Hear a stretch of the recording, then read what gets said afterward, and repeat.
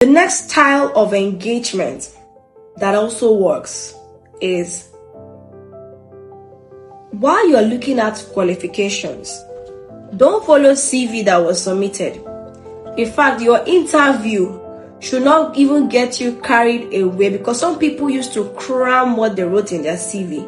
Some people used to cram what to say during an interview. Because they have been preparing to come in for that interview, they knew what they projected in the CV. And therefore, they already know I feel like everybody know interview questions during every interview. So they know that you're going to ask them their background, they know. And they've already practiced and have everything in their fingertips, what to tell you that you need to hear, when you are interviewing them. So don't be carried away by the interview competency.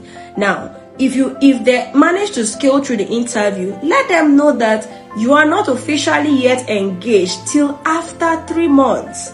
You're going to have access to work here. Apparently, if it's a paid engagement, they will be paid, right, for the 3 months. But the final engagement will come after 3 months of assessment. So therefore, you have quality 3 months of your time as the leader to look beyond the performance of that team that you engage. They already know that they are not certain of their position yet. They already know that they are not certain of the role that you've engaged them for. So therefore, you're checking in performance in terms of the skills they say that they have. And if you are allocating roles to them, ensure that you are engaging them based on the skills. To think that I have applicants to interview on Monday. Amazing. So the person, let me even focus on interview, how I usually do interview and pick people, right? In fact, I don't even read your CV. Let me surprise people that are being interviewed by me. I make the HR to look at the CV and see what they are looking out for. But when I'm in that interview, the first question I ask you, tell me about who you are.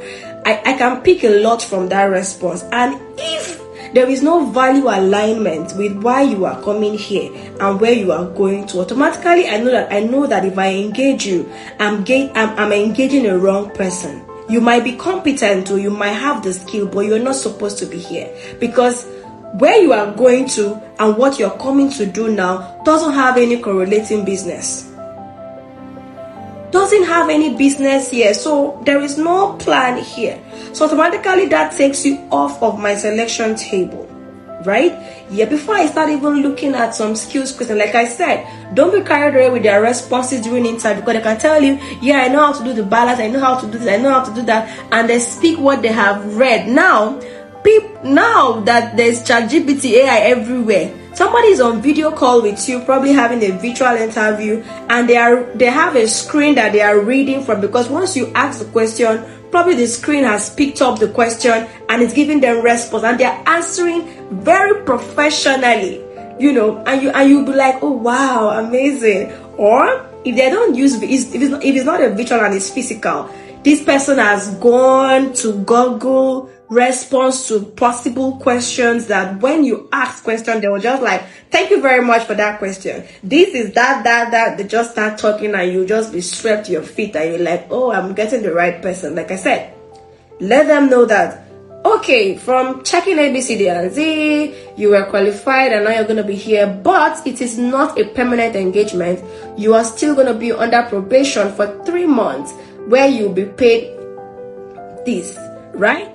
And you have to put in your structure of monitoring as the leader, because you're observing the person's behavior, you're observing the person's result of working, you're observing the person's contribution, you're observing every single thing that you can observe to determine if that person can be part of your team or not. And again, you have within that 3 months, engage the person in a way that you're engaging that person's brain. The person's think.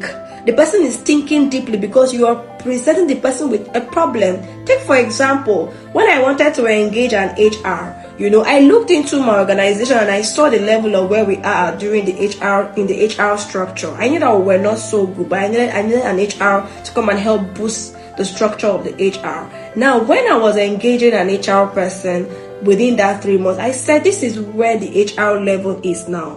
I want you to bring up structures, as in I gave the person a problem.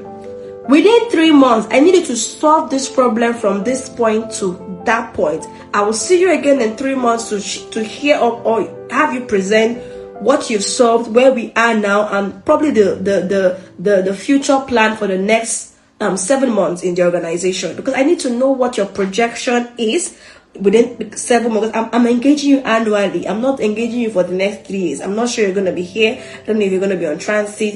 The point is, during the probation period, give people that you are engaging, especially you that you are a leader, give them a problem, because you are inviting them on your table as solution solvers as well to an issue that you're probably trying to address. Even if it's a business issue, even if it's a whatever sector that you are, present who you are engaging during the probation period with a problem and watch how they develop solutions to that problem. That will take them off the regular pattern of they are just sticking to their, when you give them a letter and it has a job description of what they are doing. Sometimes you have a staff that is telling you, no, my job, JD did not say I should do that. I am sticking to what my JD said.